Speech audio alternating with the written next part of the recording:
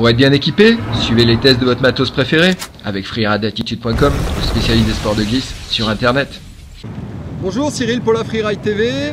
Donc là je viens d'essayer la nouvelle Touring Starboard, là en version Deluxe.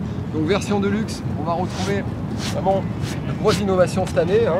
Donc on le voit ici, la petite bande de carbone déjà sur tout le pourtour pour rigidifier. On va avoir un stinger central ici avec une bande Kevlar vraiment pour donner le moins d'élasticité possible à la planche. Et vraiment cette année encore vraiment au niveau finition, c'est le rail carbone qui a déjà fait parler de lui l'année dernière.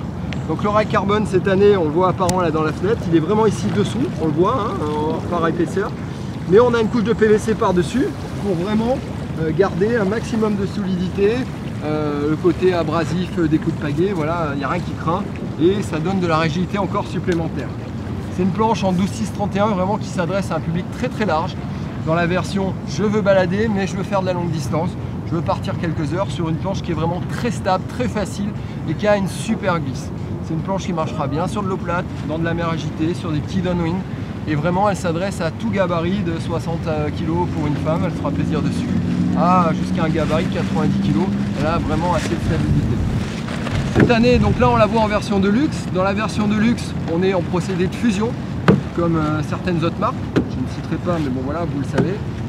On est en 6 d'épaisseur sur cette version de luxe. La version de luxe en fusion fait gagner à peu près 1 kg, 1,5 kg par rapport à l'année dernière. Donc on est sur une planche qui est vraiment très légère.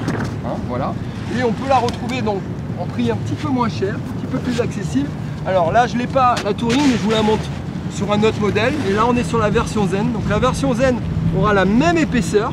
Par contre, au niveau du procédé de fabrication, c'est un petit peu différent. On n'a plus le rail carbone, mais on a quand même un renfort PVC sur le rail, avec une surépaisseur ici pour rigidifier. Et au lieu d'avoir en fait le procédé fusion, on a ici une bande qui est collée, vraiment de renfort beaucoup plus épais, dans un tissu PVC renforcé de fibre, qui va vraiment venir sur tout le pourtour de la planche, ici et dessous, pour rigidifier l'ensemble. Voilà, donc deux procédés, après ça va dépendre un peu des bourses. La version Zen est déjà vraiment très rigide et déjà vraiment très performante. Après, si vraiment on veut optimiser, se rapprocher vraiment de plus en plus des performances d'une rigide, bah c'est sûr que la version de luxe a quand même des petits arguments en plus. Nouveauté cette année, les planches sont livrées avec un leash d'origine et c'est un leash ultra léger qui va s'écraser si on marche dessus, donc quand on cherche à empanner et tout ça ne gêne pas. Et en plus c'est ultra light, c'est bien élastique. Voilà, belle petite innovation également et c'est vendu directement avec la planche.